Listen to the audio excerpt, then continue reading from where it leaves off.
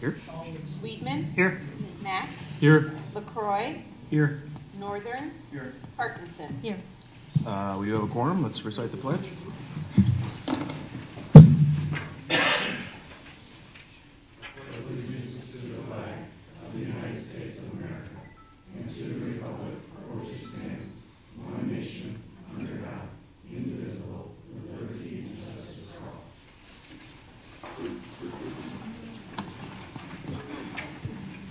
Alrighty, if I could have a motion to approve tonight's agenda. Second. Are there any questions? Okay. Strack. Aye. Mack. Aye. Weedman. Aye. Northern. LaCroix. Aye. Parkinson. Motion carries. Do we have any public comments this evening? There are none? Okay. In that case, we'll just jump right into the ESSA and EBF presentation. And there are several of us presenting, so we'll go up and get started. We'll get out of the way.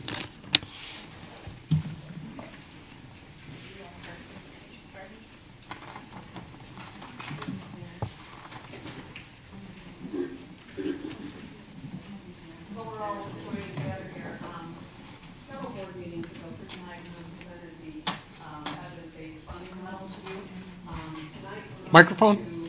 Jump into the ESSA or the Every Student Succeeds Act, which is formally known as NCLB. So we're going to go through that, and at the very end, we're going to try to blend them together. I guess I forgot this part.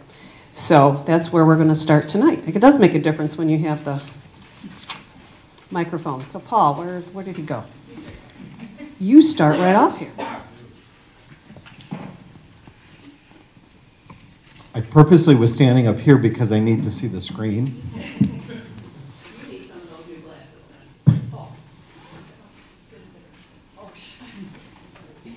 glasses. I wanted to stand close so that I could read some of these things because I don't have them all memorized.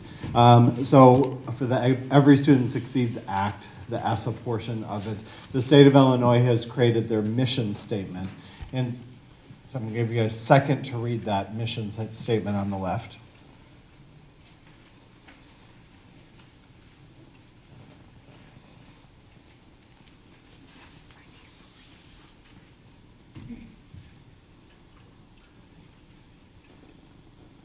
When I read all of that, it's a whole lot of words.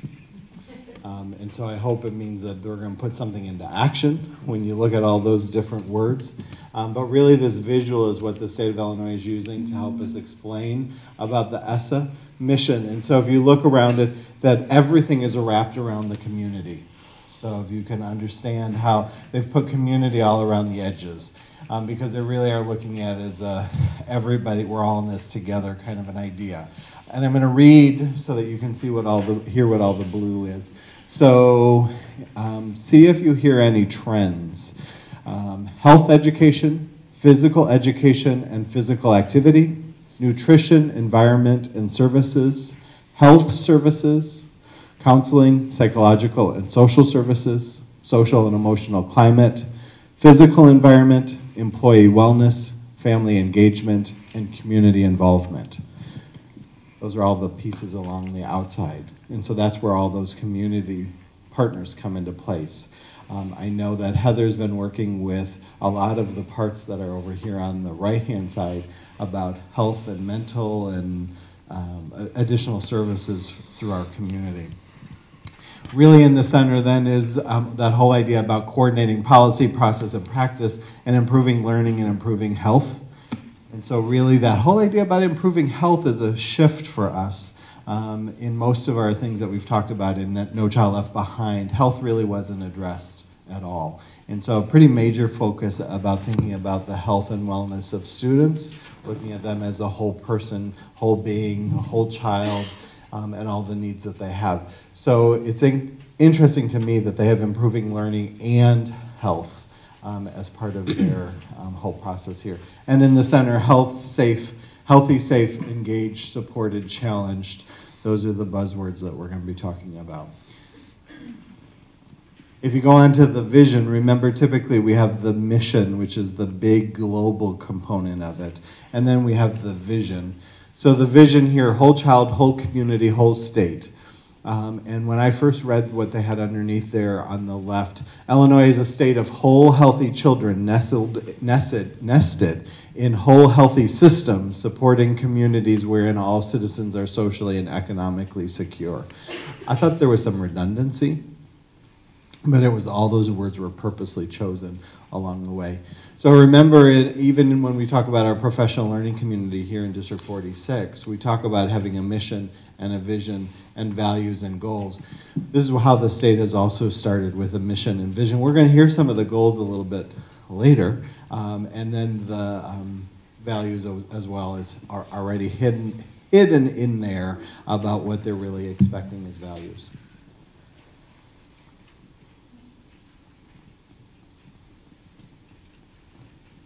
So there are really two main parts. When you read through the whole big ESSA plan, there are two main parts that are kind of the focus of our work in District 46. There is the quality framework, which I'm going to talk about here in just a moment.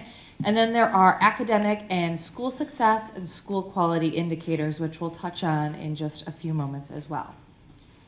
So the quality framework, again, ties back to that mission, that vision of the whole child, the whole community, the whole state. If you kind of think about it more as the new version of the school improvement process. And I'm going to talk about the standards and the indicators for the quality framework. You do have two things in front of you with the presentation tonight.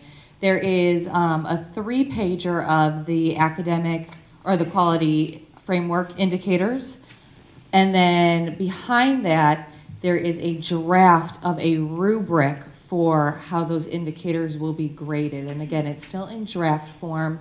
I believe it goes to the state to be approved in May, but it kind of gives you a little bit of insight as to the things that we will have to work on, who is responsible for working on those things, and how we will be graded, I guess, along that rubric.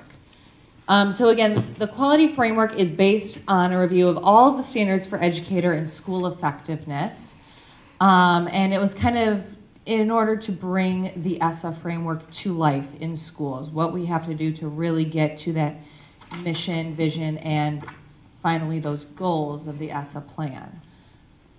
So there are several standards within the quality framework. Again, see your handout for some additional information. See the rubric.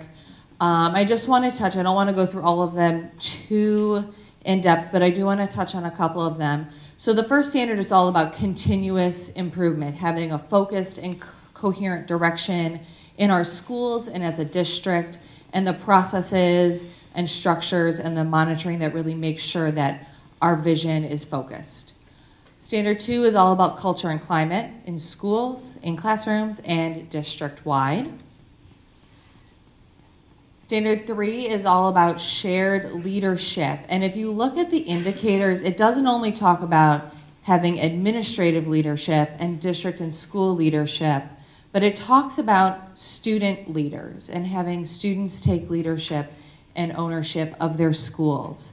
And then that also then ties back to the second standard for culture and climate. They want the students to be active participants in creating the culture and climate of the school. Standard 4 is where we get to bring in you as board members because it's all about governance, management, and operations. So here's where, as a board, we might want to take a look at the quality framework rubric and see the types of things that we're going to be asked to do within that ESSA framework. Standard 5 is educator and employee quality, making sure that we are providing the professional development and the support and feedback so that all of our teachers have what they need to be successful, so that all of our students then get what they need to be successful. Standard 6 goes back to kind of that visual that we looked at, family and community engagement. Here again is where we might look to the board for some additional community engagement ideas. What are some other ways we can involve our community? And finally, we have student and learning development. Now, it's very interesting as we were kind of looking at this. Previously, student and learning development was kind of the biggest piece of the puzzle when it came to school improvement. What are we going to do to move kids forward? And it's still a big piece of the ESSA plan. We want to make sure all students are succeeding and learning at high levels, but we're also now bringing in some other pieces that can help support the learning of our students. I've given you each some 3x5 cards, so as you are hearing this presentation and you have any questions, you can jot them down and we'll try to get them answers to you. So how are we going to tell the District 46 story with respect to our academic achievement, our student growth, our English language learner growth, using multiple school quality and student success indicators, identify our schools that may need some support, and look and remember that we're going to have a summative designation for each school. We'll get into that a little bit more. So far we have spent 2 of our leadership team days on this whole process. We are presenting to you tonight. We are going to come up with a plan to go to each of our schools to talk about both the evidence-based funding model and ESSA. I have been in conversation with our neighbor, Mikkel, the superintendent from 127, and we're going to do a collaborative presentation to our community and parents, which is, I think, the first time this has ever happened, with both the high school and the elementary district working together to present this, because you really can't present it in isolation. It's really a pre-K to 12 plan. Then we're going to link our presentations to the website and have a video explaining ESSA and its implications. It's very important that we get our story out to the community, because all of a sudden you're going to open up your newspaper in October and they're going to say, this school is a B, this school is a C, and what does that mean, and what are we doing to prepare for that? So it's going to be important to get out in front of that to the community to explain this whole process.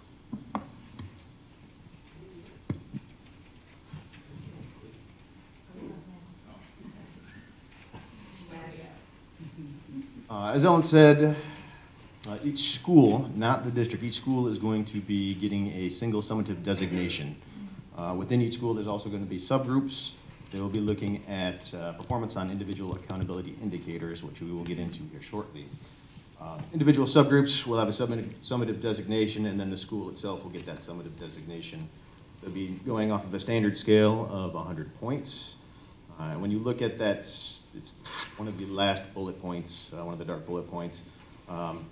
There's going to be the point value for each indicator would be relative towards the school making progress towards a 3-year interim or 15-year goal. So the plan here is that after 15 years, everybody should be at 90% proficiency. In between that, there's going to be 3 years where you get your designation, and then you have 3 years to work on that designation to try to improve it. In between that time, your designation actually will not change. It will be an every 3-year process. But the goal is to continue to have that improvement until after that 15 years, everybody in the state is supposed to be at 90%. Highest point value is at 100. Obviously, the lowest is at 0. So, Chris, just to echo, because I saw some faces about that, when we say 15 years before we'll get to a high level, the state is overlaying the evidence-based funding model and the ESSA plan, in that it's going to take 15 years for the state to adequately fund all of our schools. And so they say that until the school is adequately funded, we can't really expect to have 90% of our students at high performance. I would like, as the person in charge of all those academic growth, I want it earlier than that. I want to push that. But that's really how those two things go together. That the 15 years is really associated with the funding, and so that makes a difference in how It is. That's how ESSA and evidence-based kind of work hand in hand. And I just wanted to add that funding does matter, and to say all of a sudden, now that we're at the 15-year point, you're adequately funded now, it kicks in. You need a few years after that. Oh, well, yeah. So, Yeah, no, just wanted to make it. I don't want to wait 15 years until we push We're- strong. we're-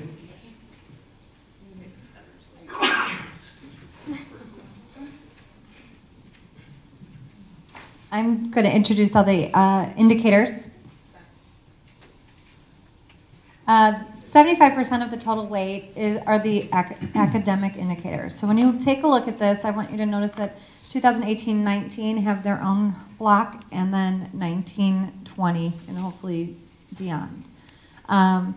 Much of this is because some things aren't really ready yet at the state level, but please notice that the percentages for ELA and math proficiency are 10% now and 7.5% later because we add in a science proficiency test in the following school year.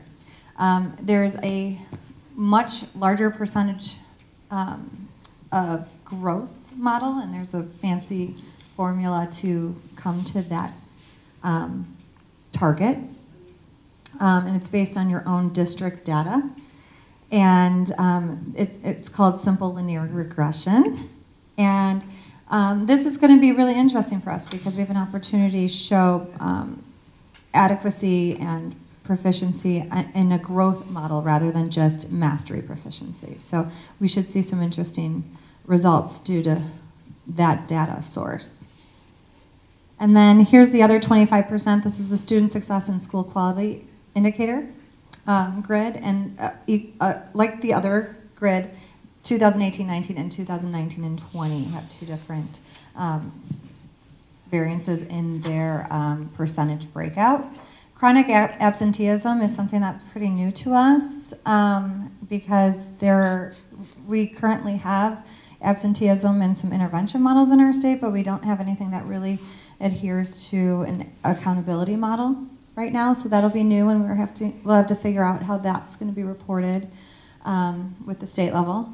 And then notice that there's an elementary and a P2 indicator. Those are very similar to a college and career readiness indicator, and they're working on that right now.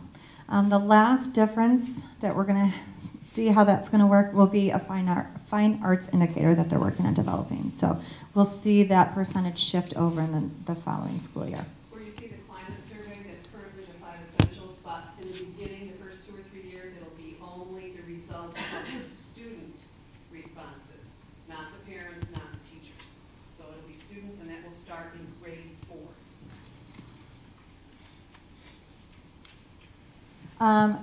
These next two slides are exactly what I just described, but they're just a pie chart visualization of that. This one is your elementary indicator weighting from 2018 to 2019. And there's the 19-20 breakout. So you can see the shift in the colors as described by the percentages on the chart before. I'm going to mention chronic absenteeism too. The only accepted absences, and I heard something new yesterday, will be home and health. So if they were in the hospital, or if there is a military piece, if their parents are going to be deployed, not deported, deployed. And the third one was death in the family. They have now taken the death in the family one out. But we want you, what we want you to remember is that there may be 3 or 4 more drafts of this because they're still tinkering with this in the state. So what we present you tonight may be in another 2 months look differently, but this is the base model. But absenteeism will look a little, so basically any child who is out between 17 and 19 days a year will be considered chronically absent. Now, the parents that take their kids on a 2-week trip, it's not acceptable, and that would be considered a chronic absent. Who gets this next? Oh, here we go, Stephanie. So I wanted to share some differences with the subgroups. So we all are very similar, accustomed to subgroups, but there are some significant changes. Now, instead of having the N size being 20, it used to be 20 per grade level. So for example, if we had 20 Spanish speakers in a grade level, then that would be considered a subgroup. Now it is 20 per school. So it could be any language, any ethnicity, but 20 per school. So that changes things significantly to that every school will now have subgroups. Again, with different things that are highlighted there. Students with disabilities and with 504 plans will be monitored for 4 years. They'll be monitored for 4 years. And then students for ELs, they now were being monitored for 2 years. That had been extended to 4, and now it will be for their academic life. They will be considered former ELs, and they have to be monitored to see how they're doing. Yes. Monitored after exit. Yes, monitored after exit. Yeah, so once they meet proficiency, they will still be monitored. Yeah. So, any questions on that? Okay, so we have the tier designation flow chart, and that's kind of will tell us what our school designations will be, and every school will get a designation. So it starts with, are you in the lowest 5% of schools, or do you have a graduation rate of 67% or less? If the answer is yes, you're automatically in tier 4, and you're a lowest performing school, and you will be required to use Illinois Empower. If the answer is no, you go down and you say, do you have a subgroup performing at or below the level of all students group in the schools in tier 4? If the answer is yes, you go to underperforming school, and then you could use Illinois Empower, it will be available to you. If the answer is no, you go down and you say, are you in the top 10% of all schools in the state with a graduation rate above 67%? No, you're a tier 2 commendable school. Yes, you're a tier 1 exemplary school. We believe that right now we will have all of our schools in tier 2 commendable schools. We hope. That's our hope. And then again, this just shows you the designations one more time, and every school will get a designation. So what I heard yesterday is that they may be just assigning, the first report may come up color-wise. So you may, that's coming out purple, but it'll be blue, and then green, and then orange, and then red. So we'll see if that's the way it is, but that was yesterday what I heard.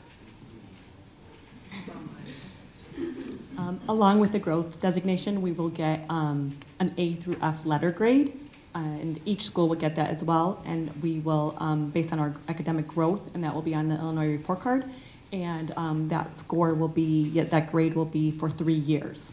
And every 3 years, we will get a new designation. So the long-term academic goals that Chris kind of mentioned earlier was that by 2032, 90% or more of our students, third grade students, will be reading at or above grade level. 90% or more of fifth grade students meet or exceed expectations in math. 90% or more ninth grade students are on track to graduate with our cohort, and 90% or more of students graduate from high school ready for college and career. Again, it's a 15-year timeline, and they'll be reporting in 3-year intervals.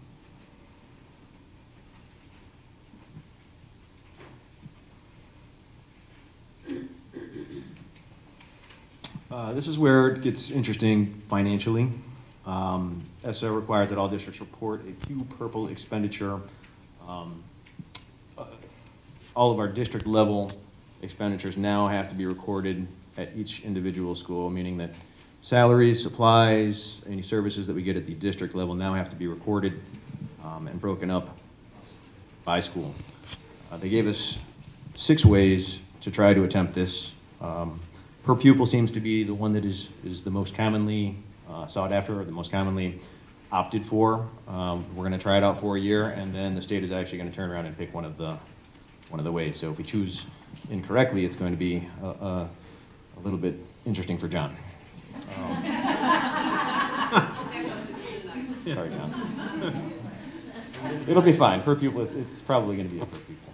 What does that mean? So we would take the number of students in each individual school. We would get the ratio of students in school divided by school, students in district. So if 23% of the students went to GMS, then 23% of the stapler at the district office level would go towards GMS, 17% would go towards Frederick. So we're going to have to work in several different account numbers for one potentially small item. So is this so that the state can determine the school can successfully make it? Yes and no. What they're trying to do is make sure that, you know, even if you have a district, I mean, a lot of districts out there have different diversity, different populations, and they want to make sure that the money that you're spending for a population is equitable with the money that you're spending for another population. So they're going to take a look at all of our expenditures in each of the schools and make sure that we are adequately funding each of the school sites. Now, it's going to make it a little bit difficult Because you have schools like Park Campus that doesn't really have busing, and busing is going to have to be put on a per pupil basis. We have different programs that are in some of the schools that aren't in other schools, pre-K, the MILE program, the LINK program. So it's going to skew funding in some of those areas. So I'm sure the state's going to take a look at what they've done, and it's going to have to be adjusted for issues like this.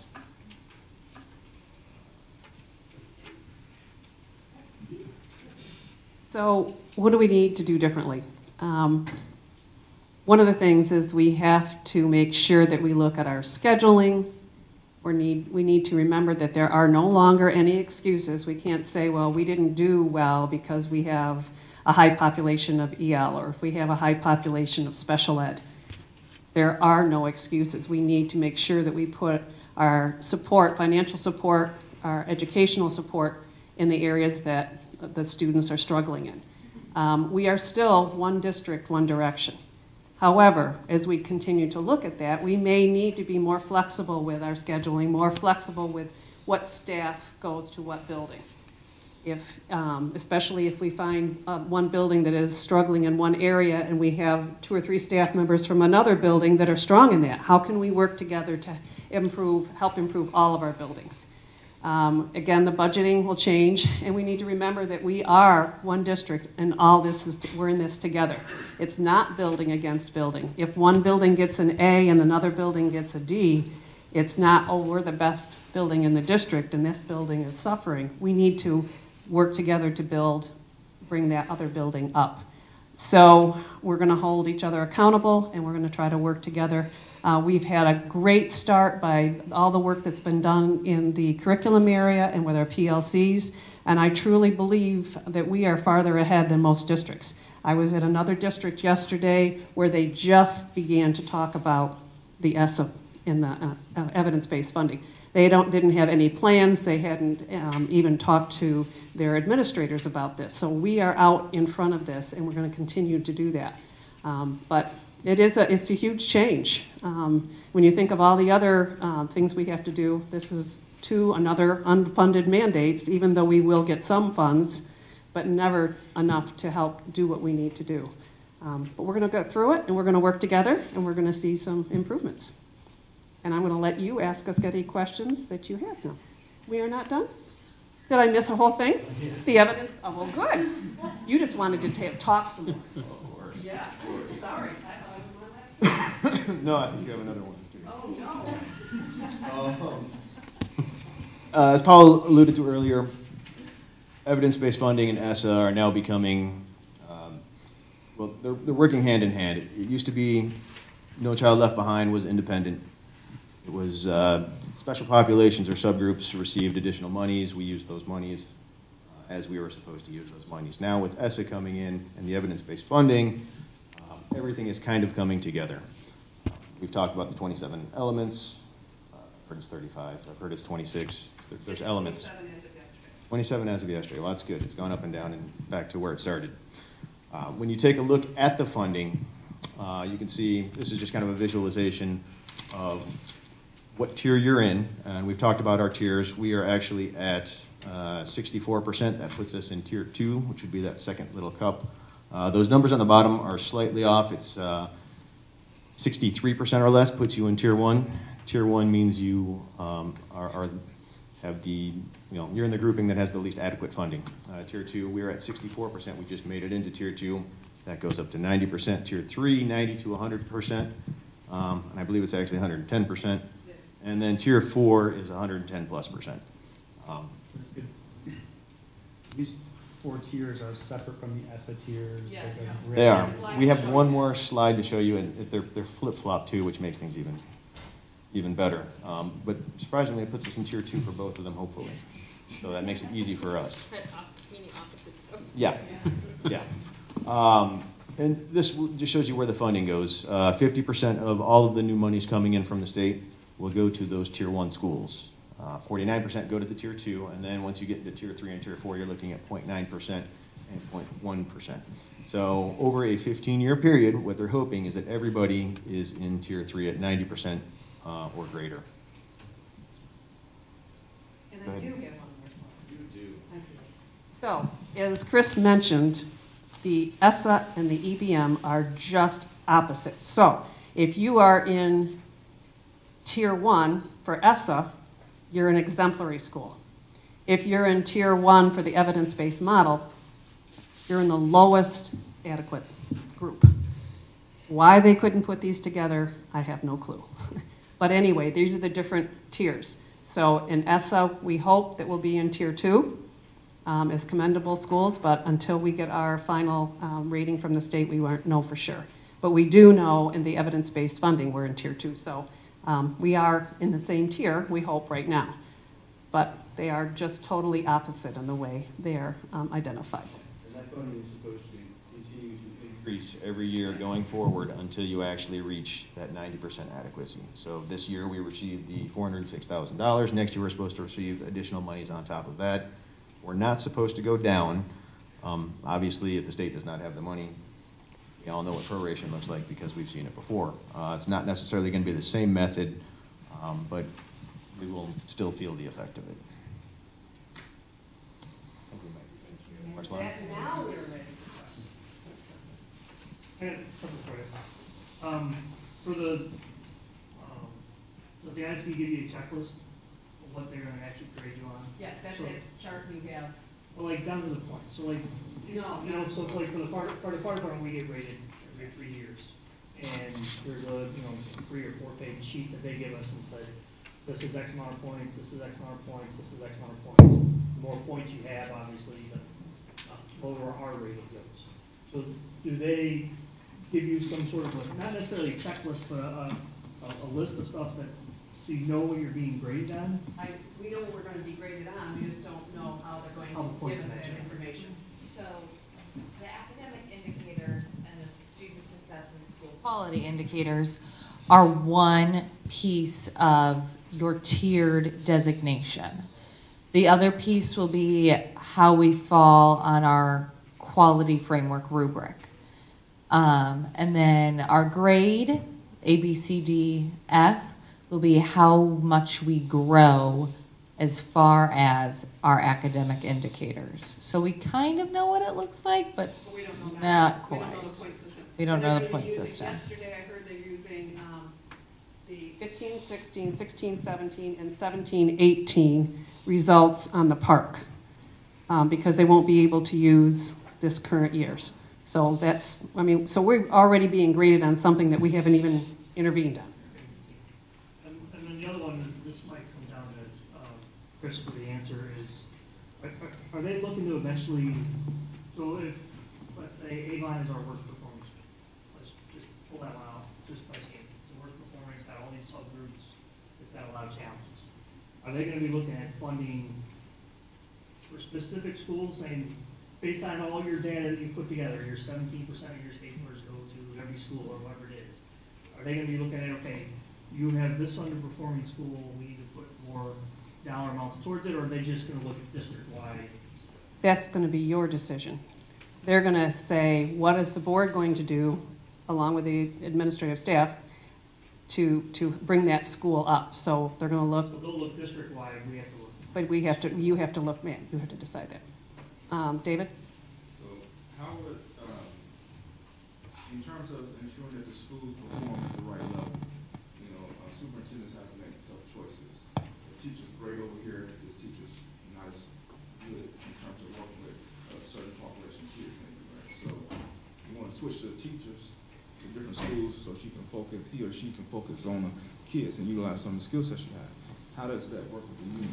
So we've already brought, Paul went with Diane and Michael Berry to a meeting on this so that they could hear the same things. And we're going to have discussions, yes. So they've already heard it, and we're going to try to, and as we said earlier, we're going to go to each building and talk to the staff and explain this process. I don't know really what it's going to look like before we get all the evidence, but yeah, no, I know. That's what yeah. So we have already started to bring the union in the conversation. And this probably is for Chris. Chris, depending on what data point you use per pupil or whatever, have you looked at all the data points for that the state allows? Like you said, they're going to pick. They're allowing us to try it now, and then they're going to pick one later. So have you looked at how the school performed based on, what tier we in, based on the different data points, or just the per pupil? No, actually, and we haven't broken it down yet by students either. This is just, it's selection time. This is still fairly new to us. It's an interesting point. I would imagine that trying to look at it 6 different ways might be a little time consuming, and I'm not sure how much a school's rating would change based on which way you, the fluctuations aren't very different between each of them. I mean, the per pupil, I'm sure that's the way that the state is going to go because they feel that that's the most accurate. It's easier, that's usually how they use them per pupil. It is. So, you know, to that point, no, we haven't looked at all 6 of them. I was just saying because, you know, you, like you said before, barely in this tier. If you use different data, we'll slip down to a different tier or whatever. And the interesting thing is you have to wait till the end of the year, and then you use the figures from the end of the year. Well, technically you're supposed to use the current year. So we don't even know what the current year population is, so we're gonna have to go back and use this year's student population, and there's just no way to predict what it's going to be for next year when you're turning in the information, so. Do you foresee any challenges as far as the resources we need to collect the data that's needed to analyze it? No? Okay. No, I don't think so. It seems that every year the test givers have a difficult time getting information back to us that's useful to us at the right time. Do we need some primitive information system kept in abeyance so that we can, at least to our own satisfaction, keep track of whether we're going up, down, and holding our own? Are they going to be using Park and New Park for the information provided? Yeah, All right. so there's an RFP out now to move that testing to a growth model, like similar to that. But for the next 2 to 3 years, we're going to have to still use Park. But it's not Park. It will be by a different company that's supposed to use Park-like questions and content. And reports. And reports. So, yeah, Park is the base, and we have to use that. So if Park is, or New Park is delayed in getting us results, it's just going to make things a little bit more difficult, and more decisions are probably going to have to be made mid-year instead of before the year. So we're going to have to just kind of self-correct as we go along. So our learning curve is going to have to be pretty steep. With the new state assessment, they are going, one of the things about the new state assessment is that they're going to have consistent cut scores from grade to grade. So a score of 300 would mean the same as a score of 300 from 3rd grade to 4th grade to 5th grade. So then that's where they can use the simple linear regression to be able to show growth. So if a student had a 300 in 3rd grade and then they got a 350 in 4th grade, that would be a 50-point increase in growth. Are you understanding? That's the general idea. And so then they'll identify what typical growth should be, how much should a student grow the next year. And so that will be an interesting thing. That is really making many school districts very nervous. And the whole idea of that is if a student had scored, for example, a perfect score on their test, in order for them to show growth, they have to actually get better than a perfect score. And so right now our state test doesn't allow you to get above score because there's a cap. And so that's why they're moving to a growth model so that there will be a higher score that the student could eventually get. And so actually if a student got a perfect score one year and a perfect score next year, that's no growth. And so that will actually be a negative score for that school district. That's making some high-performing school districts very, very nervous. I think it's going to be really important for us to keep track of our school data, our map data, our cycle assessment data, because that's where you heard Ellen talk about telling our story. That's where we can tell our story to the public and say, we might be in the middle of our 3-year rating period, but here, let me tell you about all of these wonderful things that we've done within this 3-year period. So that's where it's going to be important that we keep track of our in-district data very carefully.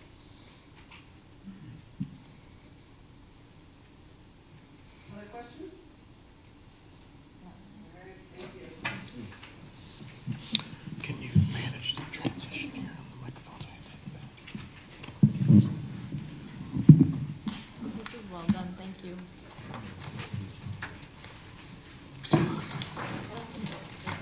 No, you just. What would you like?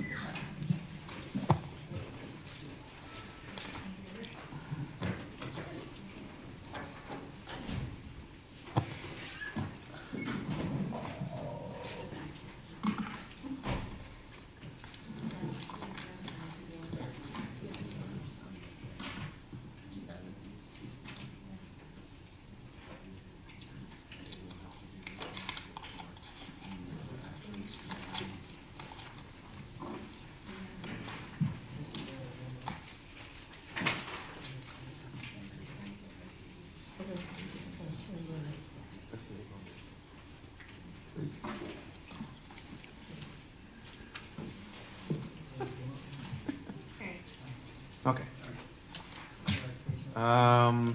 Thank you.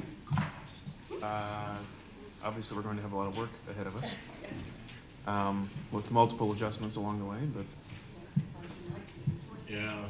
I hate Twitter stuff. Ghost in the machine. Board reports. I'll just start by saying that went down to the state science Olympiad tournament last Saturday and had a great time. GMS placed 4th overall in the state. They had, several medals along the way and seemed to enjoy themselves, so that's always good too. But they did a really nice job, and Mrs. McCree again did an excellent job running the program again this year. It's her last year doing so. I don't know if she's talked about who will replace her yet, but figure that out, I guess. But it was once again a great event at the University of Illinois, and had a good time doing that. I also attended I can never remember what they call it, the combined band choir high school event at Park. Oh, mm-hmm. Yeah. I never. Yeah, there was a name. What's it called? Collage. Collage, that's what it is. And that was a lot of fun, just to see all the younger kids with the older kids, and enjoying listening to them sing and play their music. But anyway, that's me. Anyone else? I attended the GMS Frederick Talent Show last week, and there was a lot of talent. It was very enjoyable, and I always am so impressed with kids getting up on stage like that. I was always in the stage first, so just really commendable. The whole event was great. Attended the reception we had for the teachers at the club, and a nice function, and I'm glad we're doing that. How many years has it been doing that now? 15. 15. Was it really? I attended the Fort Worth Women's second diversity forum, which is an outreach of the diversity committee. In today's session, we talked about cultural representation in literature, and I just want to reiterate again how proud I am that the district has elevated the idea of diversity.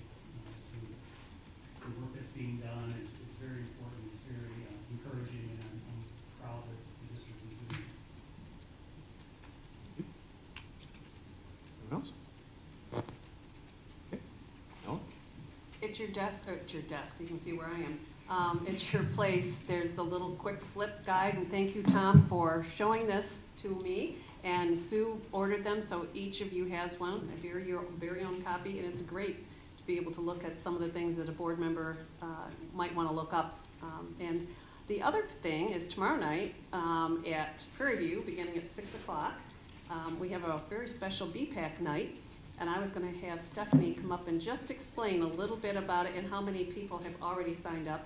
And I have a little birdie telling me that I think Stephanie's even going to be doing a little dance tomorrow night, too.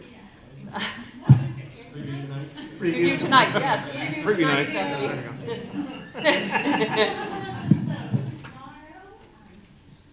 Thank you. So the BPAC is for all the students who are in the district in the bilingual program. And tomorrow in Mexico is the Day of the Child. So in order to celebrate, we are having a folkloric ballet, common dance. But to open the stage for them, we have like 4 or 5 different group dances, and then some teachers and myself are going to also do a traditional dance to Shakira right before they open. So Let's have some fun. So there should be, right now we have over 200 people who have already signed up that they're coming. And La Luz, the panaderia, so the bakery in Round Lake, they have donated a whole bunch of pan dulce, so sweet bread. So 200 conchas are coming tomorrow. And then we have a bunch of different like activities, and it should just be a really nice event. So if you want to come, please be more than welcome. Especially if your dance. Prairie View. At 6 o'clock. Thank you. All right. Committee reports, evaluation assessment curriculum. Is there anything to report? Well, we're going to reschedule it because we had some technical difficulties last time, so Okay. We'll be rescheduling that. And diversity committee? We just had our, yeah. Pretty much covered that, I guess. Then we will move on to the consent agenda. If I could have a motion to approve tonight's consent agenda, including the addendum to the personnel report. I'll make that motion. Second. Are there any questions? Okay. Northern, Aye. Parkinson, Aye. LaCroy, Aye. Strack, Aye. Masco, Aye. Mack. Motion carries. Oh, Weedman, sorry. Oh. I'm And the other guy. sorry. Motion carries. Thank you. Yeah, you should have. Action items. First, I move to approve the tuition-free full-day kindergarten for 2018-2019. Are there any questions? This has been something that we've been trying to do for a long time. We're at a point now where we are able to do it. It is a single step in a continuing journey to provide equitable education opportunities for all the students in the district. And I'm very pleased that we're able to swing this at this time.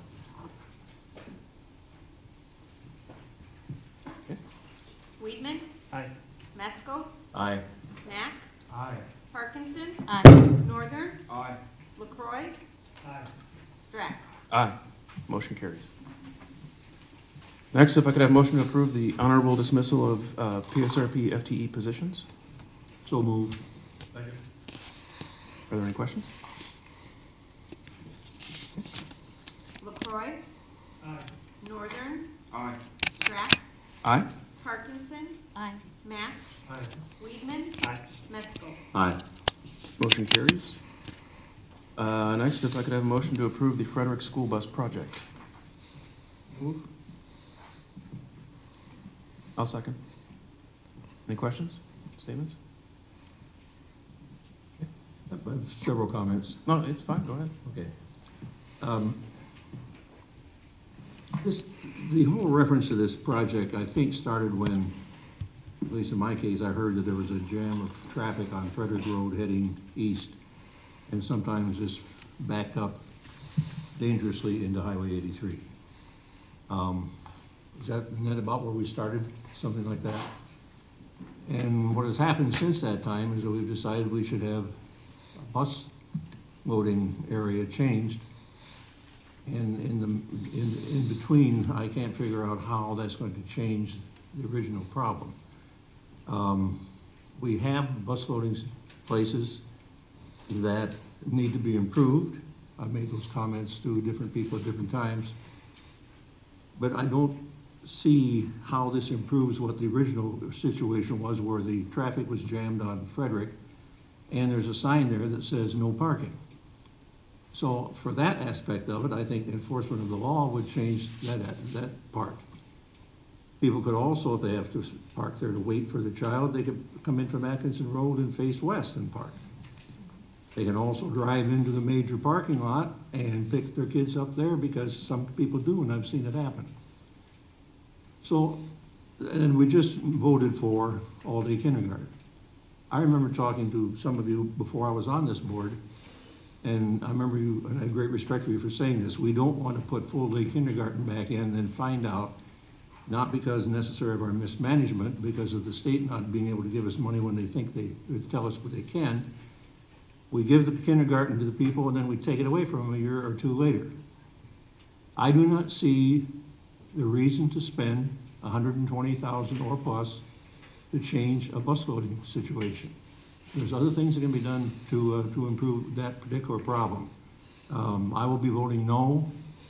When I ran for the office, I told people when I was walking on the streets door to door, I don't know all the answers, but I do know a lot of the questions. I said I will do my homework and I will think through the voting. We have to do a lot of thinking on this. We are not rich and we know that. So let's make sure we know what we're doing and that we really need this, and I don't think we do. Thank you. Thank you for putting together the information that you shared with the other board members. I think it helped me to think through this issue a little bit differently as well.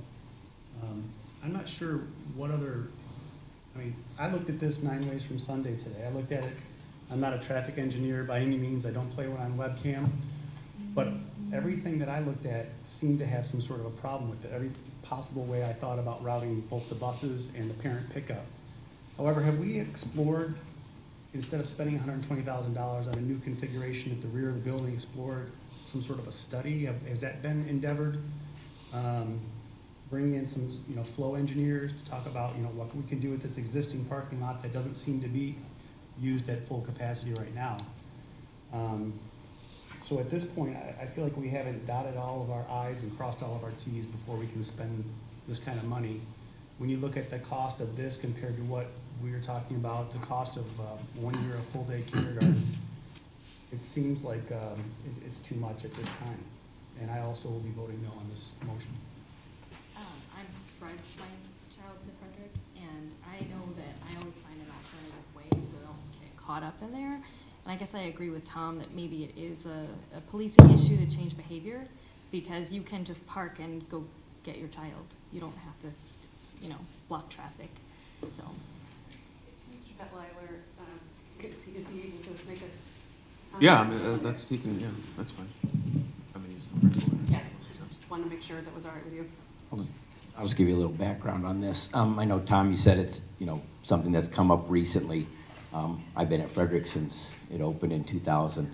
It's not recent. It's been going on since it opened, really. The traffic flow, the number of buses. We've been up to anywhere from, we're at 14 buses now, we've been up to 16 buses parked there. So we've done, no, I'm no expert in traffic flow either. We did meet with the village, and they, Chris, you were there, I think that they seem to have that knowledge on helping us with understanding some of the traffic flow.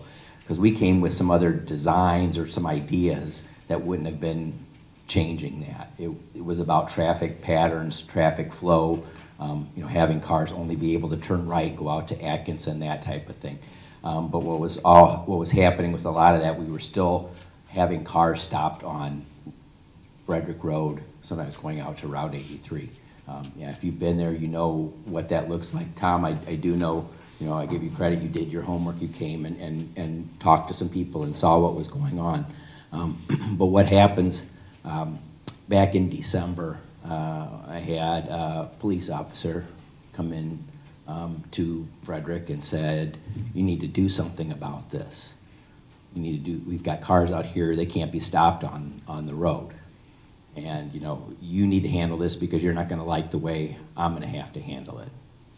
And so the way I handle it is I put together a nice letter. I went out for a week, 2 weeks in a row at dismissal, handed out flyers saying the police department has asked us to have you move and not wait in the road, come to the parking lot, get out of your car possibly, come up to the school and get the kids. Walk them out to the parking lot. I have some parents who I know, they come up and they talk to me and they're like, hey, I'm doing what you asked. They're very compliant. But others kind of like, I'm not out. I can knock on windows, I can ask them, but they're going to kind of do what they eventually want to do, and they get back into the habit of just coming and stopping on the road.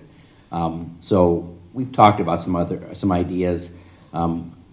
The one thing that we want to be careful of is we don't want to have a dangerous situation where right now, even with the buses in the big lot and cars parking there, It's not a good situation because you have to cut between buses.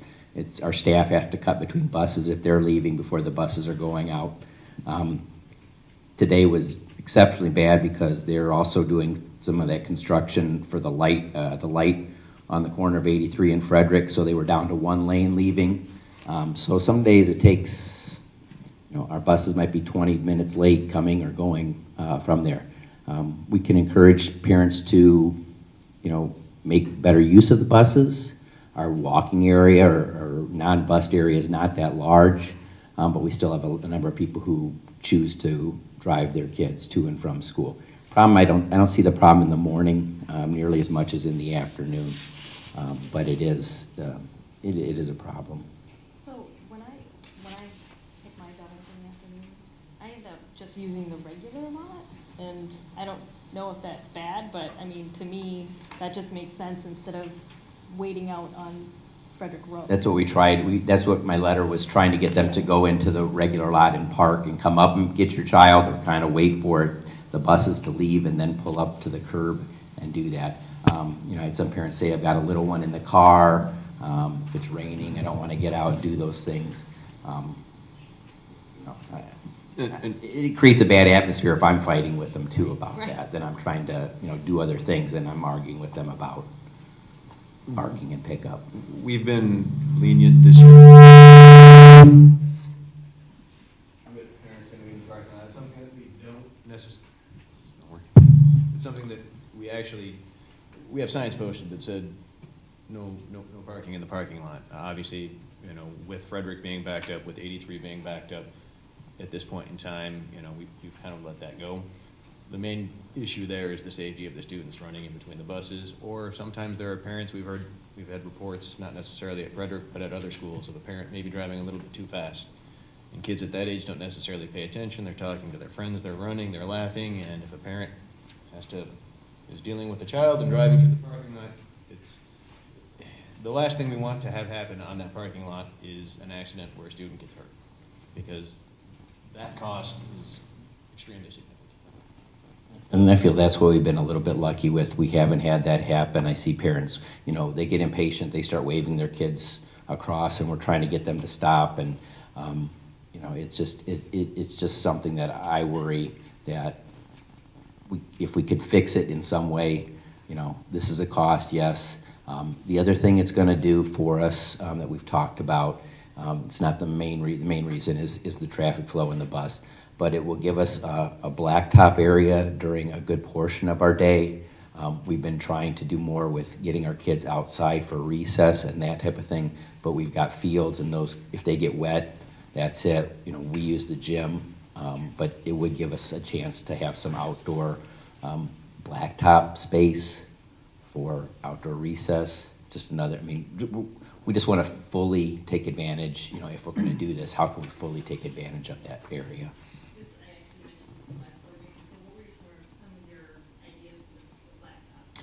For the blacktop in the parking lot, we talked about even just painted four squares. And it doesn't have to be, they easily draw them. They'll use the paint. They can do it themselves.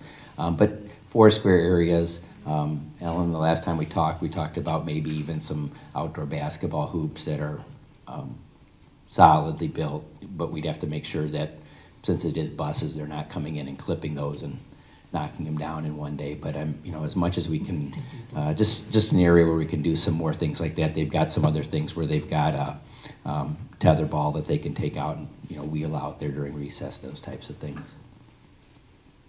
I will say also, just kind of reiterating what Eric said, when we did go to the village, we thought we had a solid plan. We thought we had a solid no-cost plan at that. And that was traffic flow. That was everybody coming in from Atkinson. The east, from Atkinson, and taking a left into that circle lot, and then everybody else flowing out right. So you'd still have that portion of Frederick Road going out to 83 would still be clear. When we went to the village and we said, this is our plan and we just need a little bit of help, they said, that is not a plan at all. We can't do that. That is a safety issue. What happened, we wouldn't be able to get fire trucks down there. And they said that, yeah. They said, we have the plan, because we've also been looking at this That's what they Blame said. us, that's all right. They said, That's why I "We've been called you looking out at- today, Jim. We've been looking at this as well, and they said, this is the plan we feel is the most solid. And we looked at it, and obviously we were hoping that the costs would be a little bit less than they are. But we are happy that the village has extended a helping hand to us. I don't know how long that helping hand will be available. If it is something that we pass on now and then feel like we want to give it another try because we can't come up with something sufficient, is the village still going to be willing to do that? I went out with Tom one day and met with him out there. Obviously, my kids have gone through that school. Every other school, with the exception of even this one, the busing is separated then from the parent pickup. Where the kids exit the house, exit the school, they're separated away from where parents could be driving. So on a safety aspect for where the kids could go out to the back, get on the bus and be not running through a heavily trafficked parking lot. A lot of times it's like running through Kmart sometimes. The Kmart parking lot, and I'm dating myself, I said Kmart, didn't I? But running through the parking lot, with all these cars and traffic and distractions out there, by separating that big chunk of those bus riders away from there and putting them on the buses from the back of the building. Plus it gives the buses a little bit easier time to get out. Because if you're there at the time when everybody's trying to let out, the buses actually get stuck in the parking lot as well. Because they can't make a turn left or right because it's backed up past the school going east. So the traffic on Frederick is horrendous at closing time. But if the parents could drive into the big lot and go around the perimeter, find some way to make that work in another way, I think that's worth looking at. But you're also taking... Right now, we have a situation where we're asked to approve building a brand-new bus parking area. Has anyone seen a sketch of it? I haven't. What would it look like? I don't know. And how do we know that getting a new bus parking area will change parent behavior? You're still going to have parents, unless they're told that you can't do this anymore, they're all going to want to pick up their kid in front of the front door. And that's going to be with part, that little loop, which is part of about it too, 80 feet long. You may have to just finally say, we put cones up in that front circle and block anybody from going in there, because that's where everybody wants to go. And that front circle. So I can tell you about what our plan would be. So if we use that back lot, and it's not totally building a new lot, it's revamping what's there. It's on the east side of the school where it's teacher parking right now, is we'd revamp that into the bus only lot. Our kids would leave out the doors on that side of the building that are busers. So it'd be a separate bus exit for out of the doors for kids out that. Anybody else who's getting picked up or front would come out the front. We would then construct like you were saying, Tom, a loop around the main parking lot along the curb. We kind of paint that out, and this would be where you would drive around, and now you're going to wait, instead of waiting on Frederick Road, you're going to wait around the perimeter of our big lot and pull up, hopefully you're familiar enough with Frederick, by the flagpole there, that area, and you'd pull up to the curb, these 5 kids hop in, they move on, next 5 pull around. Our front loop would be coned off at 3 o'clock. I would use that for daycare buses, our small buses. We have the vans from the park district, things like that pick up those, and that would be for those students only in that area, and that would help them kind of get in and pick up. So that's my thought process for how that would all play out if we were to do this lot. Is there any room for negotiation with the village or with the price? Well, we don't know a price yet because we haven't gotten that far. We're waiting for approval. Right, no, that's what I mean. Right. This would be, you would have to go out to bid, and then the construction company would come back, or whoever actually bids. We'd be looking at low bidder bids on if they're a qualified bidder. It could come to a point, we're at a point in time right now where we're at the tail end of where we want to be. We're getting into that area where some of the summer projects might be filled up. So it could be something where we get the plans developed, we bid out, bids come back and they're not to our liking, we might have to turn around and just say no, and say, it's time to either wait till the following year when bid season is actually a little bit more favorable for us, or keep trying to spin our wheels. And we gotta remember, we did that, we were approached by the village to try and fix the problem. Right, no, We that's were, my. we were approached to solve a problem that we're creating by having the school where it's at. I disagree. This And is then- an adult behavior problem.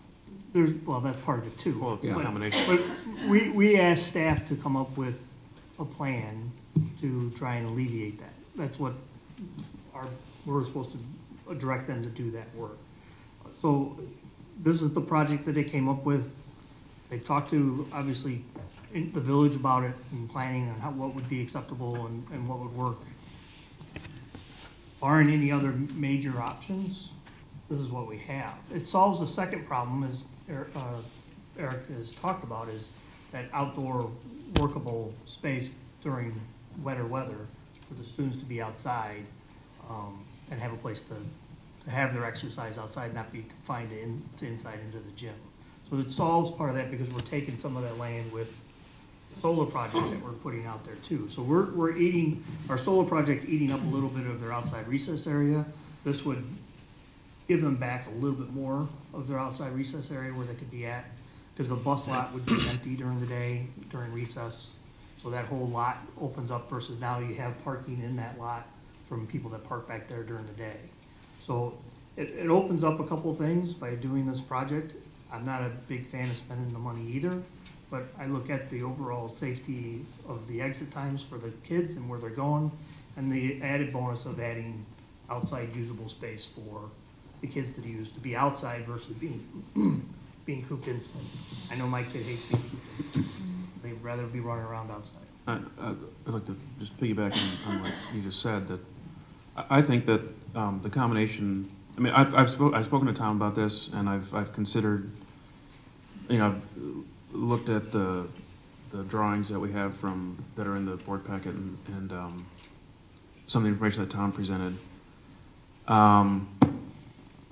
And I've kind of been going back and forth in my head on this, but I think that the combination of moving the buses to the different location and reconfiguring the parking lot flow, as Eric had mentioned, and restriping if we have to. It'll take modifying behavior of the parents and things like that. I mean, that's going to happen no matter what we did. We'd have to do that part of it.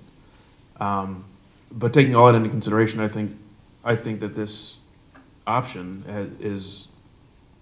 will likely alleviate the traffic problem on Frederick.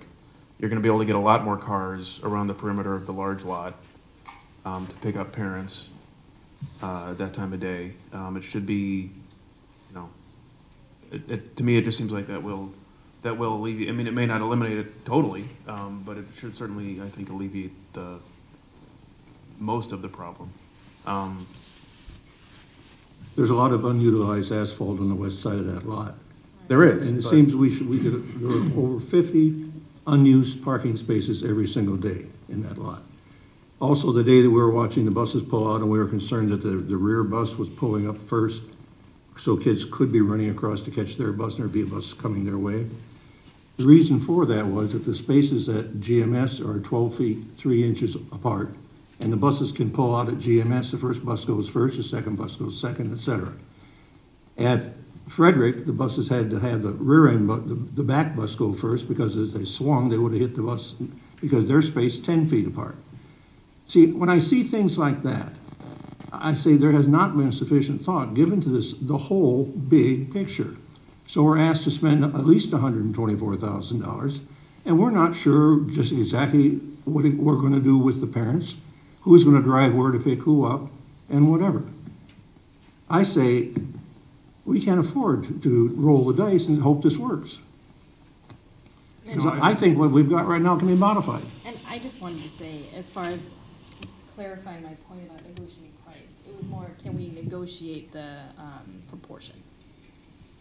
I mean, we're a school, we have walkers and we have bussers, and if adults choose to take their child to school in a car and block a road, that's actually not, that's not against the law, isn't it?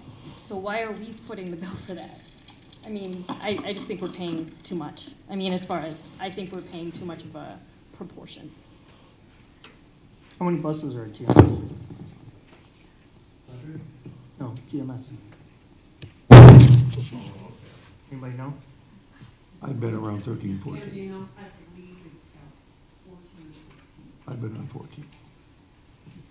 And to Tom's point, is there a, can you just repaint the line, like have some other way where the buses are along the right side?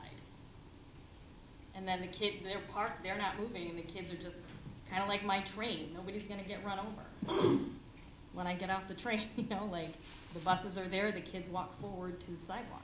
If you So put the buses and the parents in the same lot, students are gonna have to cross one or the other at some point in time. And then dismissing and getting everybody into that little funnel out is going to cause quite a bit of havoc as well. I'm just saying change, right now they're on a line horizontally across the lot, and I was saying just move them to the right and have them vertical across, like, and then the kids are literally just walking straight forward to the sidewalk, and then they walk over to the school. And then there's nobody, people, do you understand what I'm trying to say? Well, the sidewalk doesn't go all the way around, it stops too. I think what you're staying still in the same lot.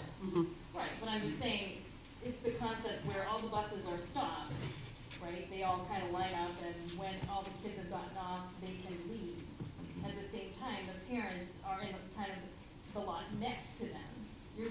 I mean, I would you, they have. Are you saying drop off or Yes, pick they up? have- In drop off, they don't pull into that. They don't pull into their vertical perpendicular slot to the sidewalk. They pull up along the curb and drop off and come right in.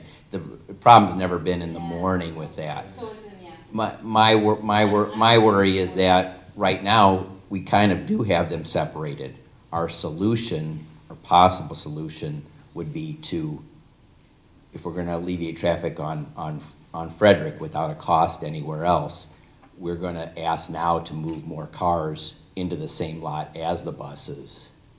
And that, to me, is going to be a safety issue. Yeah, I think you're just, in the morning, that's what they do, is they pull up next to them. Kim Frost is now our resident transportation for, what, 14 years? You've been in and run bus companies, and I think you've spent quite a bit of time looking at this, too. You might want to get a mic from... I'm housed at the district office, so I've been watching this closely. I am all about safety of the students. At one time, I ran a 150 bus operation. To put the buses and the parents in the same parking lot would be catastrophic. You would be lucky for a while. Kids run.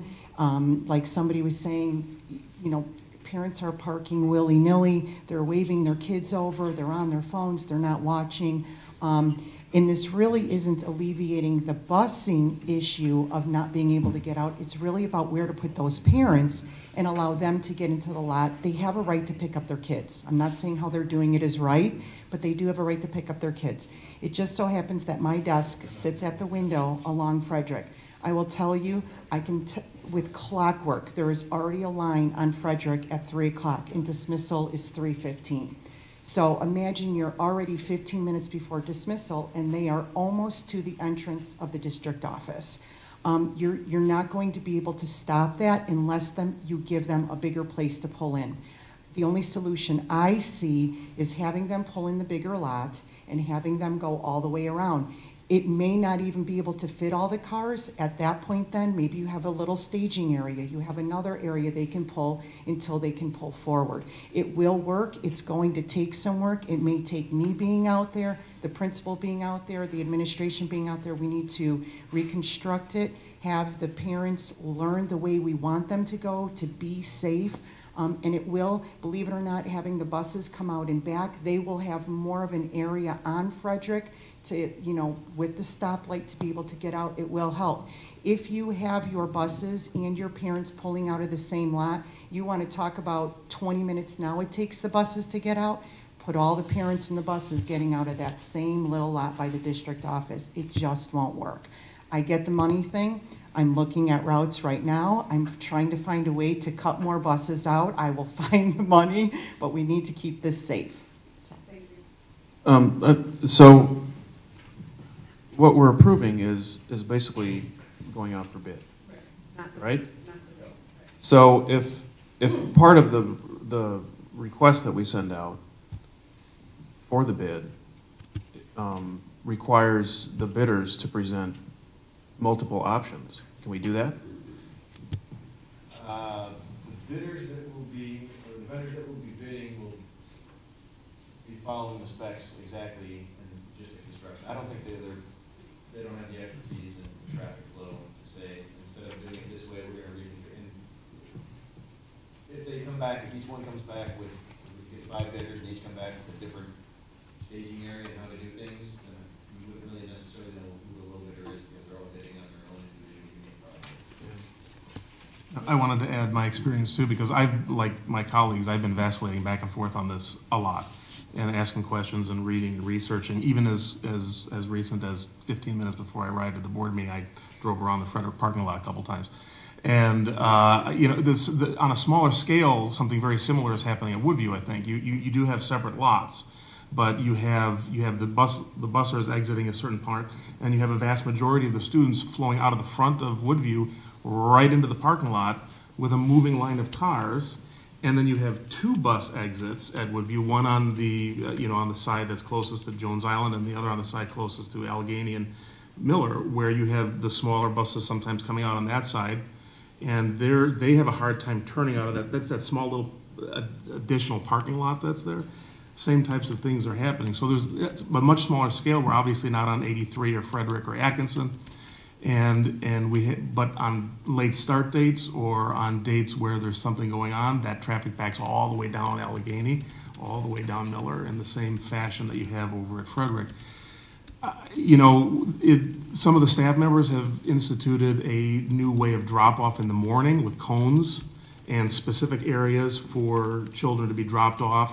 A, you know, kiss and ride type thing where you hug mom and dad, you kiss, hop out of the car right in front and leave, and the flow keeps going back out onto Allegheny and then in front of the school without turning back into the parking lot. Parents are still parking. Same thing in the afternoon. I alternate between pulling in the line and parking to pick up my children. When I'm in the parking lot, there are parents who don't wait at the end of the line and pull all the way up into the front of the parking lot, right up by the office at Woodview. So it's a behavior issue. I was more supportive of this early on. I'm vacillating less towards the cost of it based on what I'm seeing as a behavior issue rather than an actual construction issue. But it's a very hard call. But I want to share that experience because I think we have a very similar issue with safety at Woodview that you might be experiencing at Frederick as well. And that's the school that has it separated. Well, who negotiated with the village? I mean, that, again, I want to go back to the negotiation. Why are we paying 50-50? And what is that based on, and who negotiated that? Originally, there wasn't any kind of payment from the village. I asked the village to help with the cost. So otherwise, what were they going to do? That would have been all our cost. It wouldn't have been their cost at all. No, I mean, what were they going to do with the parents backing up on 83?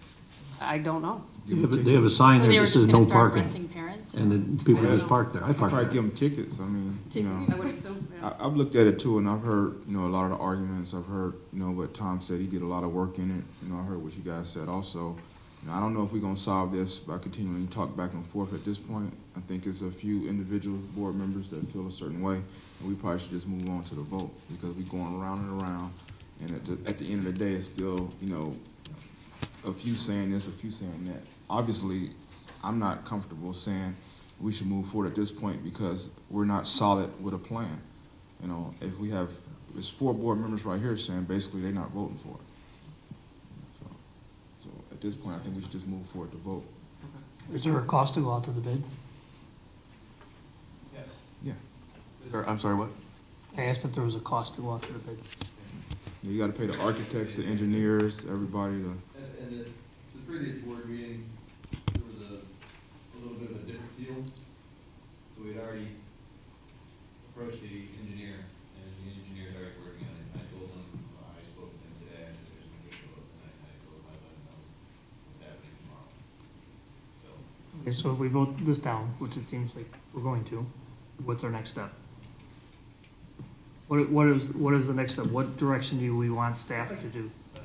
The answer to the question here, so I'm looking at this overhead schematic of the big lot on the west side of the building.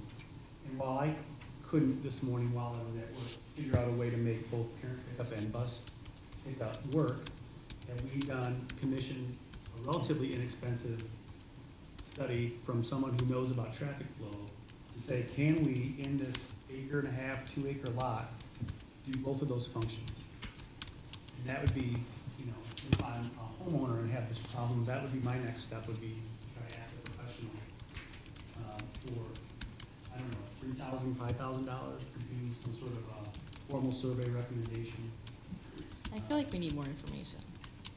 That's, I mean, in my viewpoint, that's what we did when we went to the village. They were the ones we met with, the people. I mean, they were talking about traffic flow throughout all of the village of Grays Lake of what was happening. So I don't know what. Specific question though of can we do both of those functions in this existing west lot?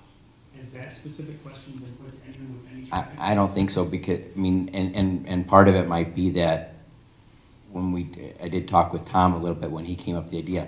I have, from a safety standpoint of kids, Well, that's a prerequisite though. That has to be part of what has to happen there, right? You ask the people, say, we have this lot, we need to safely accommodate these two functions, parent pickup and bus pickup. Can it be done? Yes or no? That's what I would do at this point. That's the way I'm approaching this. Should this get voted down? I think we ought to look at different ideas, because when I would talk to people, they would say things to me such as, well, the car's parked there. Well, the cars don't have to park there. They could move 30 feet to the east or the south or the north. I would get that kind of response. Also, something struck me. Somebody could be standing at the intersection of Frederick and the driveway and direct traffic and say, okay, 5 buses are going out, you sit here. The 5 buses are gone, then the traffic flows. But why am I talking about this? I mean, that seems to me something that would make sense. You've got some control over the traffic or whatever. As far as people say, here's a sign that says don't park here, I'm going to park here anyway, those are the same people that tell us we're spending too much money and we're trying to help out and whatever. And they say, well, yeah, the sign says don't park here. Well, that means don't park here. And they get a ticket. They get a ticket for it. Well, I mean, assuming this is going to be voted down, that's fine. You all have reasonable concerns about it. But I think voting it down is not saying no. It's saying we need more information. That's obviously what we're hearing, is that the majority of the board needs more information and an examination of different options. I would abstain from voting tonight. Pardon? I would abstain from voting tonight. I think that's technically it's kind of. Would we have done that if it, well, never mind. What's that? If it looked like it was going the other way, would we still have the same statement? I don't know. Yeah, you know, I mean, it's, but I think we need the difference is that's what you're all asking for.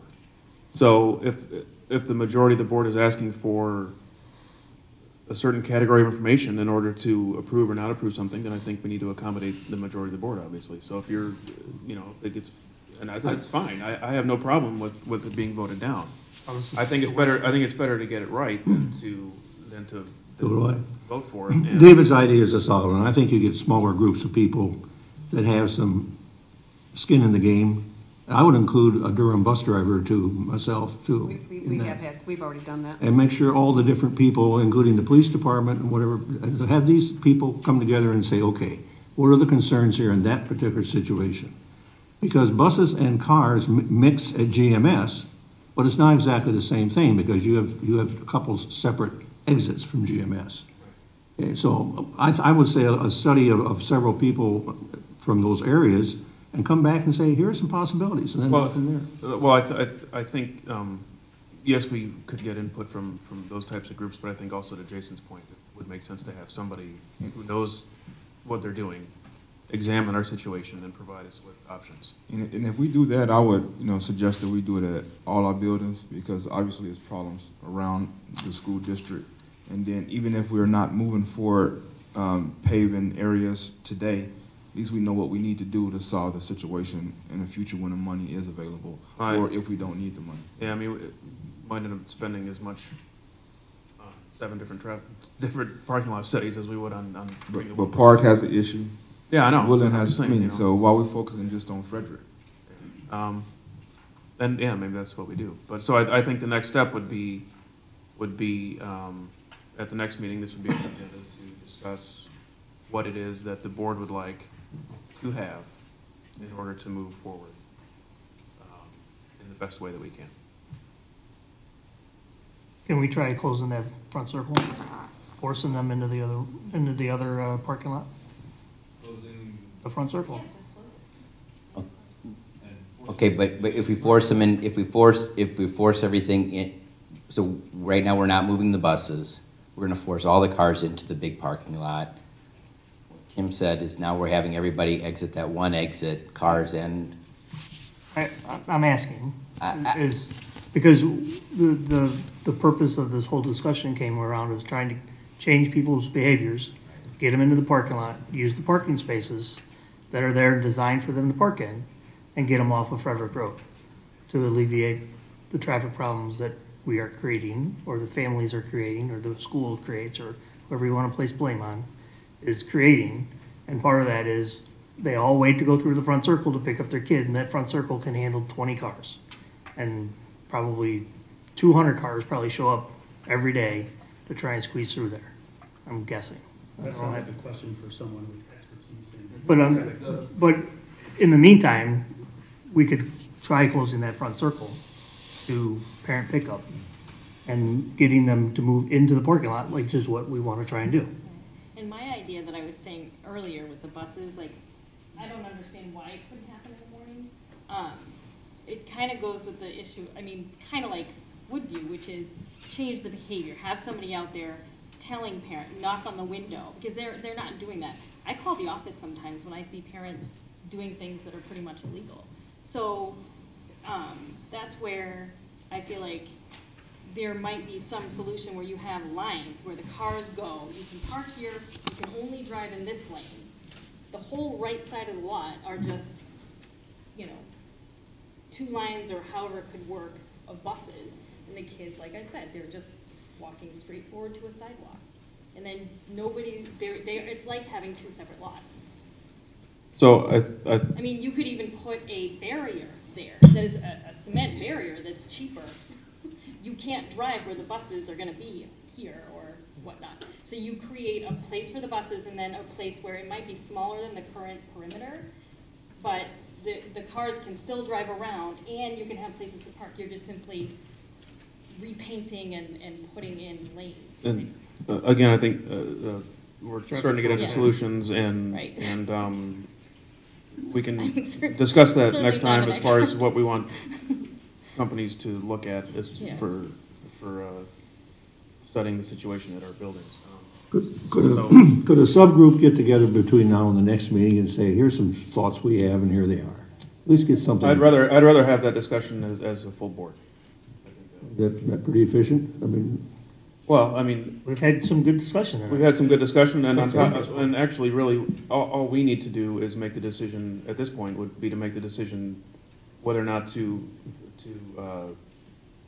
approve a study of our parking lots, and then allow those companies who do those studies to present us with their information. It's not our job to examine every 7 parking lots and come up with all the solutions. We need to allow the people who are experts in doing that to do that for us. I can get recommendations from Erickson about.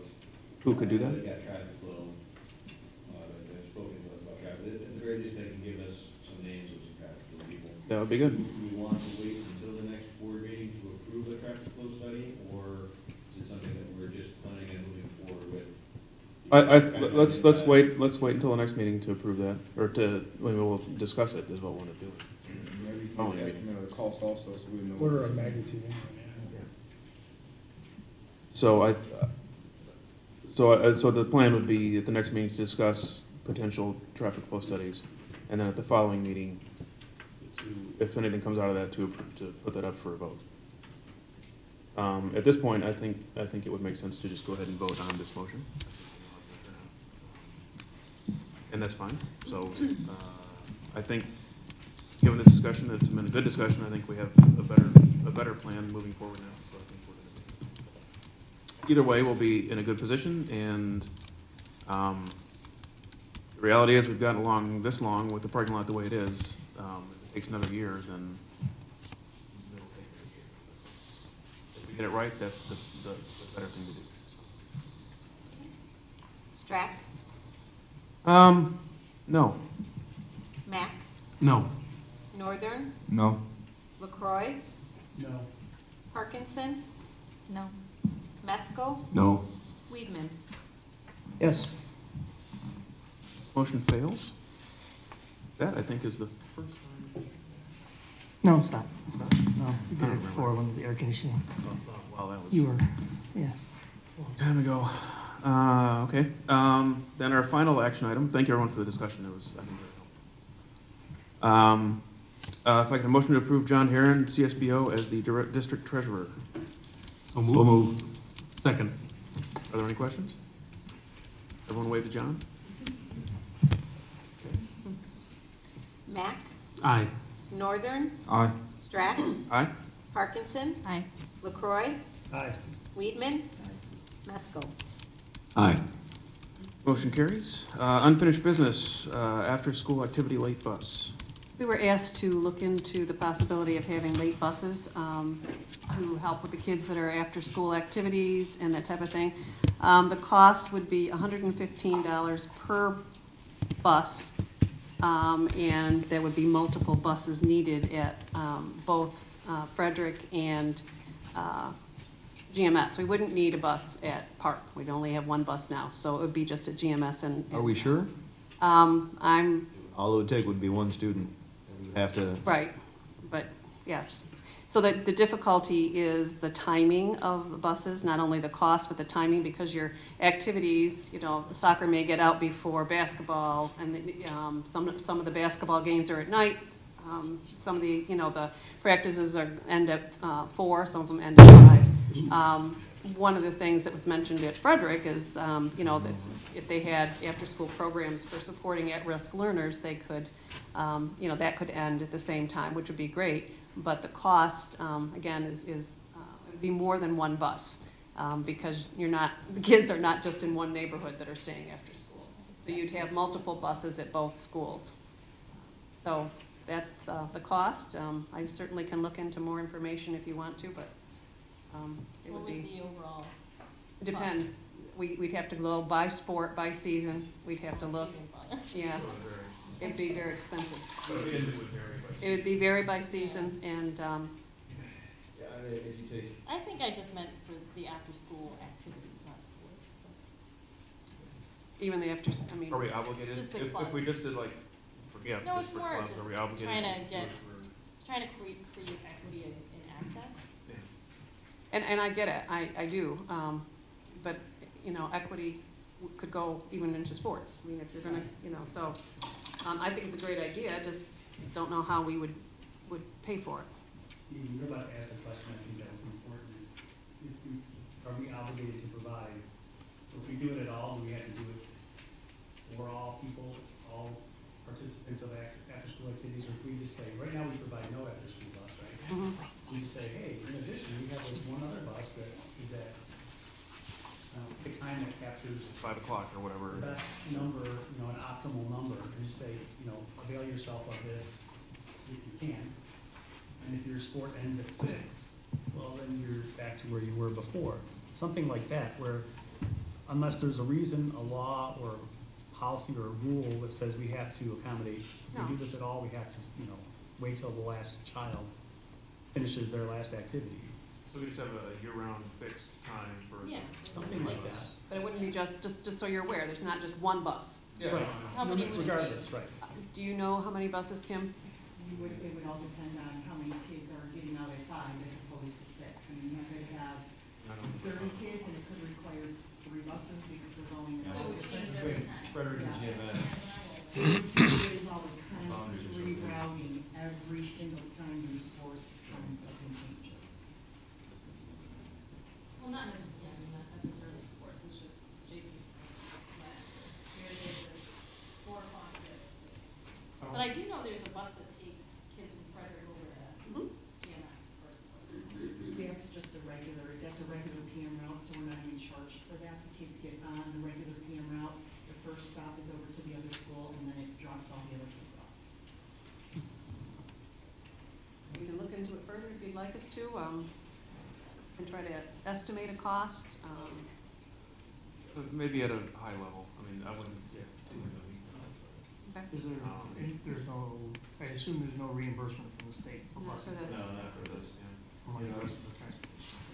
At a real high level, if you wanna take $115, say 150 days out of 176, just a rough estimate, you're looking at $17,250.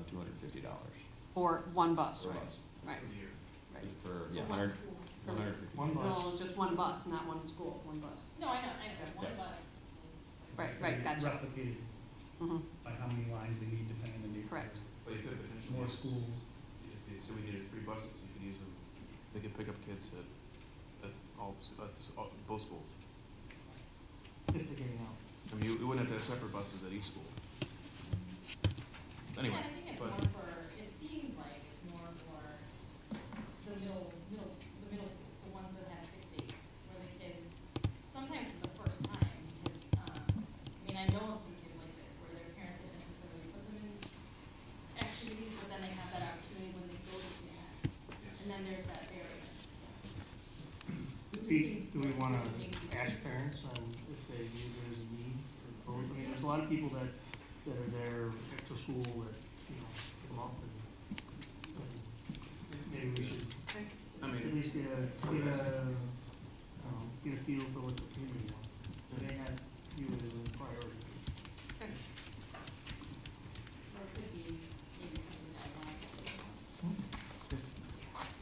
I want. anything else on that one? Solar project.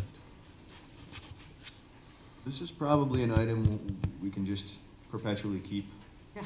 on for updates. We spoke to the performance services, the vendor. They're still updating the timeline. When the cost came in, because middle school's pitch group came in a little higher than they anticipated, Frederick came in a little lower. They're still underneath the entire $7.3 million threshold, but they're just getting all of their ducks in a row. And then they say within the next 2 days, they will have an overall cost estimate, at which point in time, I've been talking with a representative about the debt certificates. We're looking to get them costs as well. There's some information that we've been passing back and forth to get everything in place. So when everything is when we finally have the numbers, and we have the groundbreaking, hole boring or roof penetrating going on, we're all set to go. So, not quite as detailed as we would have liked it to be this time, but next time we'll look for a little bit more. Okay. Any questions? Moving on. New business, discussion of CEDAL governing board replacement. Well, I decided because of additional work requirements and obligations I have, I couldn't make some of the CEDAW meetings. Earlier on in the year, I had talked to Mr. Mack, board member Mack, about the possibility of us switching because I know he had a great interest in being on that governing board. So with my departure, I just recommend that we look at Mack as a possibility. He had expressed interest earlier in the year, and he did a magnificent job. We talked about it a number of times. Okay. Is there anyone else who was interested in? That's, yeah, recommendation's fine with me. We don't, it's not something we vote on, right? We vote on it Oh, we do the vote next, on the it. next time, yeah. Then we'll take their recommendation and we'll vote on it next time. That was easy. That's on video. Easiest one all night. Thank you for your interest. Thank you. Next, discussion of administrator and non-union salary increases. So, typically, or what we've done previously, previous years, is give them the same increase as Correct. the certified staff, Mhm. right? Which was It's 3.25. 3.25 As an average, yes. Mhm.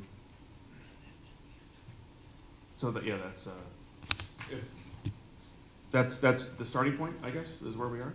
If anyone has any other ideas on I know that's our traditional method of increases for administrators and non-union salaries. I just still think that positions should be evaluated and individuals should be evaluated. And maybe if the 3.2 or whatever it is the high part, you look at our individuals, the way they perform. question, just saying, okay, regardless, everybody just get this or not. I know in union, that's a different case, but non-union, I think we should look at it differently. In that case, we would need to create some metrics to look at how that would, how would we score that? A regular evaluation form. But at this time, we haven't got that set up. I mean, they have an evaluation, but we don't have that aligned with increases. It's more like, I think you're talking more like a merit pay? Yeah, I understand. I mean, yeah, if you perform at this point, based on your performance, for example, a simple one, if you get a 5, if the score is up to 20, you have 4 different categories. I know that's minor to look at, but 4 different categories. If you get 20 to 15, you get this. If you get 15 to 10, you get that, right? So based on your performance as a non-union person or administrator. How many? Just saying everybody just get the same amount. How many people are we talking about? So you've got, what, 18 administrators? 19 administrators and 7, or is it 9 non-union? The non-union personnel, well, I thought we voted on the non-union before. No, we did not. No, you're looking at 7 or 8 non-union personnel. And the non-union, non-administrative staff, their evaluation is much different than the administrators. Pardon me? I don't agree with merit pay. Could you expound on that a little bit? I'm just curious to know. I just think it encourages competition. I just don't think it's healthy. If you don't want an administrator in the building where they're not on a contract, I mean, they're on a Right, contract. they're on a yearly contract, correct. Then you don't renew. It's- Right, yeah. They're not tenured, they're on a yearly contract. When we came in, right, now 5 years and the board makes this change a little bit, when we came in, we were very specific about treating all employees equally as far as how their pay went going forward, so that everybody, and when we went to negotiate the contracts, we made it specific that everybody was gonna get the same raise. And we even worked that all the way down, all the way up to, I guess if you wanna count that, all the way up to our contract. So that everybody was treated fairly and equitably throughout the district, so that we didn't have any disparities between groups, between union and non-union, between PSRP or between the certified teacher staff. Part of that was, it helped us with the narrative that we needed to make sure that we controlled our costs as we went forward by found that we want to give everybody an equal amount, or an equal percentage, or equal amount, whatever the numbers turned out to be. And I thought we worked pretty hard to make sure that they understood that we valued each and every employee that worked here along those bases, and it wasn't, there was no, I don't like merit pay. I used to work underneath the merit pay system, and I know that can get real petty if you don't get along with your boss, and that can cause a lot of problems. Again, they're under contract for a year. If their evaluation comes up bad and then they don't work out, then they're no longer the principal, or they're no longer the assistant superintendent, or whatever the case may be. There's other ways of doing that, and I think I'm not a big fan of the merit-based metrics, rubrics, because you could have a bad day 2 days before your evaluation from your boss, and next thing you know, you're getting a 0, and that translates into what goes into your pocket. That translates to a bad boss. I don't think we can look at the budget situation. This is just a discussion point. If we said the top we giving is 3.2% and we budgeted that, then either we don't give up the 3.2% overall, or we're gonna give less. So the budget wouldn't matter. But I do understand individuals' opinions based on the merit system. That's just how I feel about it. I think we should clearly differentiate between buildings if they have different challenges in the building. Like they're really two different jobs. But that should be taken care of up front. Is how well you perform the job is what we're talking about here. I just know different people form differently, and maybe in my industry it works different. So. I just add that I agree with Jim and Kathleen on this one. support the 3 1/4.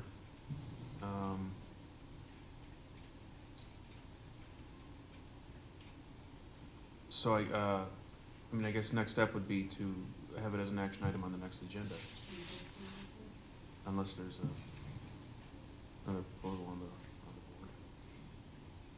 board. Okay. Any other questions about it? Next is the 17-18 budget amendment.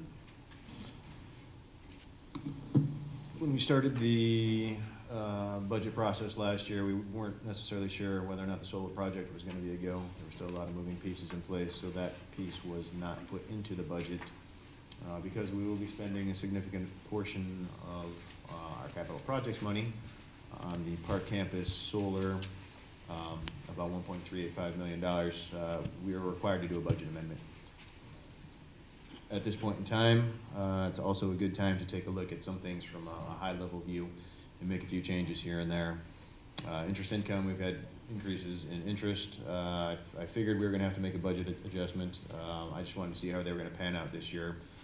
So seeing where they're at, obviously they increased by a good portion, which was nice. That in the budget. When we got evidence-based funding, we weren't sure how much money, additional monies we were going to get. We're going to get $406,000. That will go into the budget. They didn't tell us what account numbers should be used, if we should keep the old account numbers from last year, or if we should put it all into the old general state aid account. So I separated everything out because I wanted to see how it was coming to us. Naturally, it's all supposed to go into the old general state aid account. So just a few kind of tweaks here and there, but the biggest portion of it is the additional monies from evidence-based funding and the amount of expenditures we're going to be spending this year coming out of capital projects. So we'll have to actually have a budget hearing, right? What's that? We'd have to have a budget hearing, correct? We'll have a budget hearing in our, so I believe it's our May 23rd or May 25th. May 23rd, we can do it same at 6:30. It's just like a traditional budget hearing. I've already put the updated budget on display at the district office. I've put an advertisement in the paper. At 6:30, it will take probably 30 seconds because it's pretty much the sheet that I showed you, and then we'll vote on it again. And then I'll have to go ahead and send it to the state, get a copy to our auditors, get a copy to the Regional Office of Education. Yes. One of the selling points of the solar project was that, at least for some of the people that we had, seen their projects, it was supposed to be cash flow neutral. Yes. Right from day one, depending on how financing was structured. Correct. We haven't finalized the financing structure, is that correct? We have not. So the expenditures that we're amending the budget for, to whom are these expenditures? To whom are these? To whom are they to be paid? So these expenditures here will go towards performance services, and like I said, the groundbreaking is supposed to start here fairly shortly. We have all the way up through June to make first payment. By the time June 30th rolls around, there should be quite a bit of activity that's already been done. Quite frankly, performance services was looking for more money, and I said that's not going to happen. So I kept it at this particular amount right here. So that's, remember, this is still a budget. It's not necessarily exactly what's going to happen, but that's what's going into it. When you're looking at neutral, you're going to have to take this one kind of on a 12-month annual versus budget year, because obviously we need to get energized. We need to get those inverter rebates, and all of that should be coming within year one for us to actually get a large chunk of money back. But Contract year versus school year? Yeah. Okay. Can you give us an update on where we're at on the financing structure? Financing structure, after speaking to the individual at State Bank of the Lakes, debt certificate notes, we're looking at $6 million of debt certificate notes. We want to have it so structured so principal can be paid back at any point in time. Obviously, we want to get principal paid back quickly because that way our interest payments will go down. We were hoping to see something around 3%. It might be upwards 3.5% because of interest rates. They've been going up. We don't have final numbers yet. So we're just passing back and forth things like last year's annual financial report, what our current budget is, what our fiscal year to date is. At the last predictions, which was a 3%, we were looking at a 10-year payback, which was great because performance services was looking at a 15-year payback. And during that time, it would be a cash neutral, actually with a little bit more going to the district. And after that, they were looking at about $6 million worth of savings, energy savings, coming back to the district versus paying out. There will be an update. I have spoken with them. There's one individual in particular, and then he has somebody else that he brings out as well. I said, be prepared. I said, we're probably going to have you come out at some point in time. And he said, anytime you want, just let us know. I've got my guy. We'll come out. We'll present everything, and we'll just start to move forward from there. And so as the financing piece of it firms up, I would like to see, I think the rest of us would too, just, you know, we saw the projections on how, with it properly financed, it could be cash flow neutral over contract years, obviously. But sure. When the financing firmed up, I want to see, you know, realer numbers on Absolutely. So we're waiting for, within the next 2 days, hopefully Performance Services will give us the actual cost of what it's going to be, so I could give that to the bank so they could firm up numbers. It's one of those games. It's a construction project that best laid plans where this was done 3 months ago, and Well, it's the just been weather's extended. a lot of it has been the weather. The weather's been, the weather's it's just, you know how it goes. Okay, thanks, We'll Chris. keep it on the agenda. Okay. Speaking of agenda, future agenda items. So we've got the continued discussion regarding the Frederick busing situation. We'll get some more information about after-school activity buses. Update on the solar project, an action item appointing Stephen Mack as the CEDAW Governing Board representative. Approval of the administrative and non-union raises for the 2018-2019 school year. Approval of the amended budget and the budget hearing at 6:30. That'll be on the 23rd, the budget hearing. The budget here. Yeah, it has to be on May 23rd. The budget has to be on display for 30 Oh, days. we're not into May yet, are we? No, not quite yet. Not yet. Okay. So the approval of the amended budget and the budget hearing on the 23rd. Sorry. Setting up So what's that? 30 days? Is that 30 days? From the time that I put the budget on display, yes. So I got part I of put it on display last May Friday. 23rd budget or thing done too. Look at that. We've got a, no, it's been in the paper. Yes, it has. Our waste management, we're on an annual contract with them as well, so I've reached out to them to get us some numbers. We can just bring that up at the next board meeting. He said he should have numbers to me by this Friday, so just as a new discussion item. And we still can't piggy onto the villages. Their Groot contract? No. We tried. Yeah. We've tried that multiple times. Yes, haven't we have. Okay. Are there any public comments? In that case, if do we have a closed session?